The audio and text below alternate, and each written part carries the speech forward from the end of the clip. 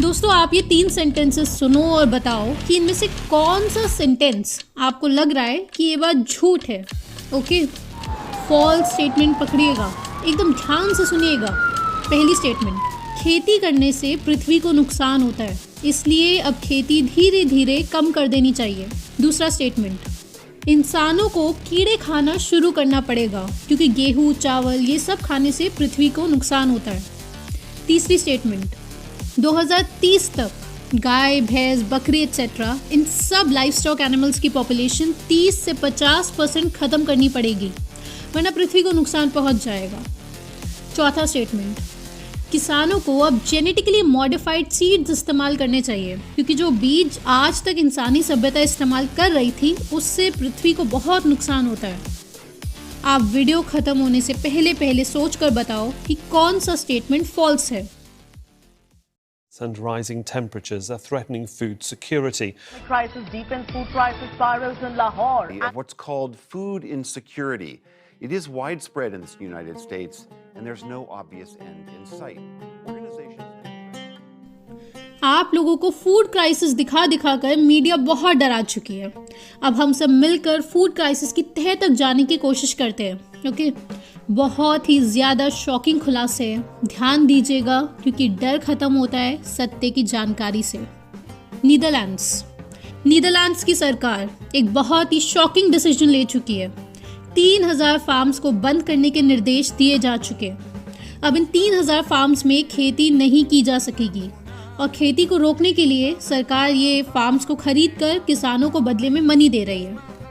Reason हम आगे जानेंगे क्यों किया गया ऐसा। बहरहाल सरकार फार्मर्स को स्पष्ट कह चुकी है कि या तो तुम लोग मनी ले लो या फिर हमें ज़बरदस्ती खाली करवाने पड़ेंगे फार्मलैंड्स।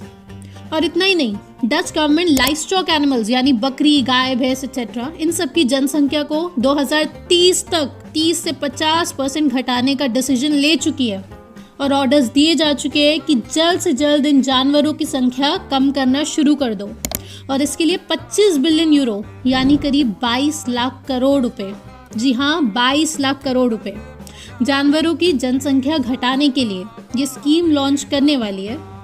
ये सब क्यों? क्योंकि फूड क्राइसिस हो रही है ना, क्लाइमेट चेंज हो रहा है। नीदरलैंड्स में तो प्रोटेस्ट बहुत भयानक रूप ले चुकी है क्योंकि एक तरफ दुनिया भर में अनाज के दाम आसमान छू रहे हैं और दूसरी तरफ खेती रोकी जा रही है। अब नेक्स्ट आप बहुत ही अजीब सी न्यूज़ देखें। यह है यूके गवर्नमेंट की वेबसाइट। यहाँ पर फार्मर्स को मनी दिया जा रहा है कि वो फार्मिंग छोड़ दो, फार्मिंग से रिटायर हो जाओ। इस स्कीम में एनरोल होने के लिए आपको अपना लैंड सरेंडर करके सरकार को सौंप देना है। अपने जानवरों को ग्रेजिंग करवाना तक गिव अप करना है। यहाँ तक कि आपने अगर अपना कोई लैंड किसी को लीज पर दिया है उसको भी सरकार के हवाले करना है। मनी लो और खेती छोड़ो। बेसिकली आप समझ ही गए होंगे, यूके गवर्नमेंट की कोशिश है ज़्यादा से ज़्यादा किसान खेती छोड़ दें। इसका भी मिस्टीरियस रीज़न हम आगे जानेंगे। अभी आप और शॉकिंग चीज़ें देखें। पहले फूड क्राइसिस हो रही है ना, तो शायद इसलिए थोड़ी खेती कम कर देंगे तो फूड क्राइसिस सॉल्व हो जाएगा। शायद कुछ होती होगी कैलकुलेशंस, हमें क्या पता। Thousands of Dutch farmers are rallying against the government on their tractors. Farmers को समझ नहीं आ रहा है और बिना बात प्रोटेस्ट कर रहे हैं।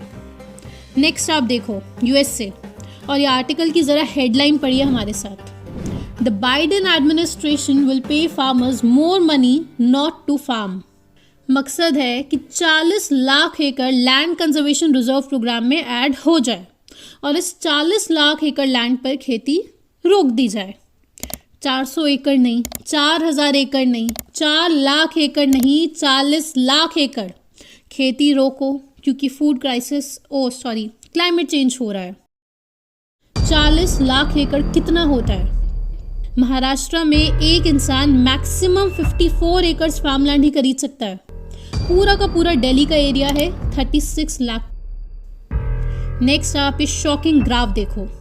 ये है यूएसए के फार्मलैंड का टोटल एरिया साल 2000 से 2021 का। बढ़ने की जगह कहाँ से कहाँ गिर गया है। साल 2000 में 9,45,080 से गिर गया 8,95,300 पर। सेम यही ऑस्ट्रेलिया में हो रहा है। वहाँ की सरकार भी लाइफ स्टॉक एनिमल्स की पॉपुलेशन 30% डिक्रीज करने के ऑर्डर दे चुकी है। गवर्नमेंट बहुत स्पीड से फार्म्स खरीद रही है ताकि खेती रोकी जा सके। यही स्थिति Ireland, Poland, Argentina, Sri Lanka etcetera हर जगह बनाई जा रही है अलग अलग तरीकों से।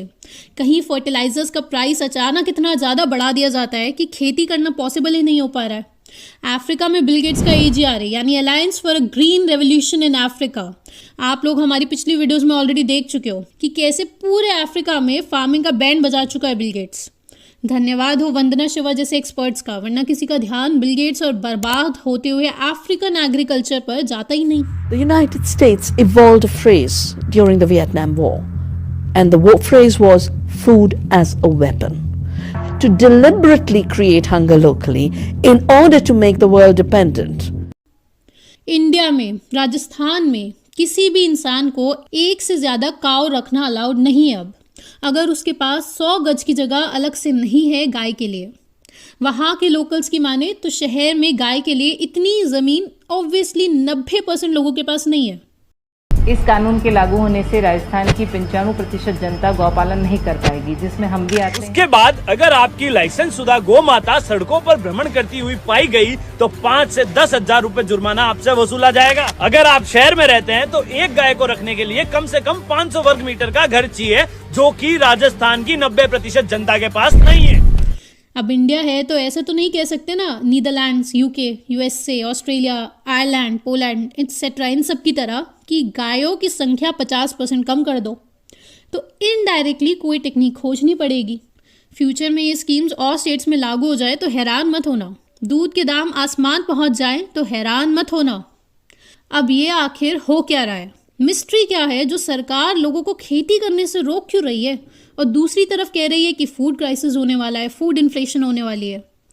आप वर्ल्ड बैंक का 15 मार्च 2022 का राइस के ऊपर पब्लिश हुआ ये पेपर देख लो, आपको सब समझ आ जाएगा। यहाँ पढ़ो, लिखा है राइस प्रोडक्शन के दौरान ग्रीन हाउस गैसेज जैसे कि methane, nitrous oxide, CO2 etcetera ये सब रिलीज होती है, जिससे क्लाइमेट चेंज हो रहा है, जिससे इंसानों को भीषण नुकसान हो सकता है। समझ गए ना? और एग्जैक्टली यही लॉजिक इनका इन लाइफ स्टॉक एनिमल्स के लिए भी है कि जब गाय और भैंस का डाइजेशन प्रोसेस होता है तो उस दौरान बहुत ज़्यादा मीथेन रिलीज होती है।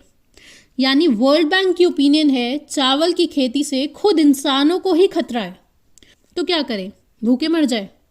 नहीं, वर्ल्ड बैंक कहता है अब आपको क्लाइमेट स्मार्ट एग्रीकल्चर करना चाहिए। क्लाइमेट स्मार्ट खुद में काफ़ी बड़ा टॉपिक है। शॉर्ट में आप समझे, क्लाइमेट स्मार्ट एग्रीकल्चर मतलब जिसकी बैकबोन है बिल गेट्स का प्रोडक्ट जेनेटिकली मॉडिफाइड सीड्स। तो GM सीड्स अगर यूज़ करें तो हम इंसानों को आने वाले खतरे से बचा पाएंगे। ये धारणा है World Bank, World Economic Forum, IMF, UN, WHO etcetera इन सब की। आप कैप रिफॉर्म का ये आर्टिकल देखें। कैप यानी common agriculture policy.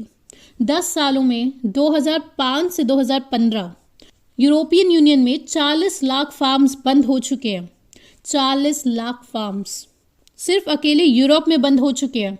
Shocking data है ये, लेकिन ऐसी रिपोर्ट्स अब भविष्य में आती रहेंगी। एक्चुअली में सारा खेल है GM सीड्स को पुश करने का। मोंसांटो नाम की कंपनी जो दुनिया की सबसे बड़ी GM सीड्स की कंपनी है। आप और डिटेल्स में जानना चाहते हैं तो आप अगस्त 2021 का ये DW का आर्टिकल ज़रूर पढ़िएगा। आपका सर घूम जाएगा कि दुनिया में आपके पीठ पीछे ये चल क्या रहा है।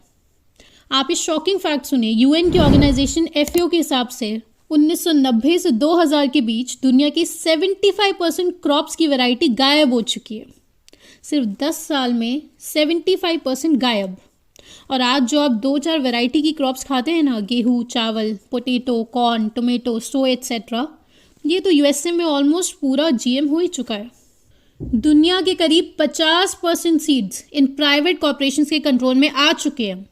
GM सीड्स का हेल्थ पर नुकसान और वर्ल्ड इकोनॉमिक फोरम और WHO का दोगलापन जो आज कवर नहीं कर रहे हैं हम, वो तो खुद में ही बहुत बड़ा इशू है। पहले हम काफ़ी वीडियोस में कवर कर चुके हैं WHO का दोगलापन।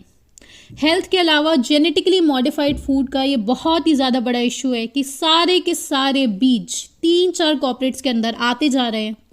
फूड सॉवरेनिटी बिल्कुल गायब हो चुकी है USA में।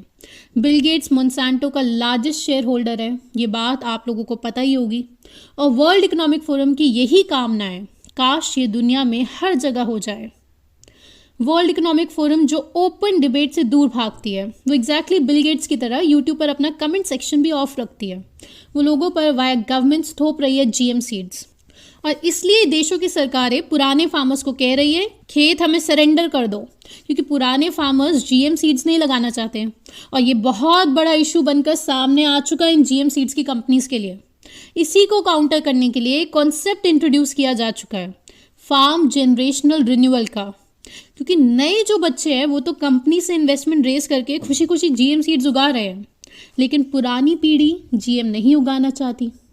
दुनिया भर में भयानक प्रोटेस्ट शुरू हो चुकी है। ये जानकारी आप लोग अपने दोस्तों को ज़रूर भेजें, क्योंकि अगर जनता जग गई तो संभव ही नहीं है ये सारा ड्रामा ज़्यादा लंबा चल पाए। हमें किसी को हराना नहीं है, बस जनता को जगाना है। आप कमेंट करके ज़रूर बताएं उस क्वेश्चन का आंसर जो हमने स्टार्टिंग में आपसे पूछा था। और अब आप मेरे नेक्स्ट 2 वाक्य ध्यान से सुनिए।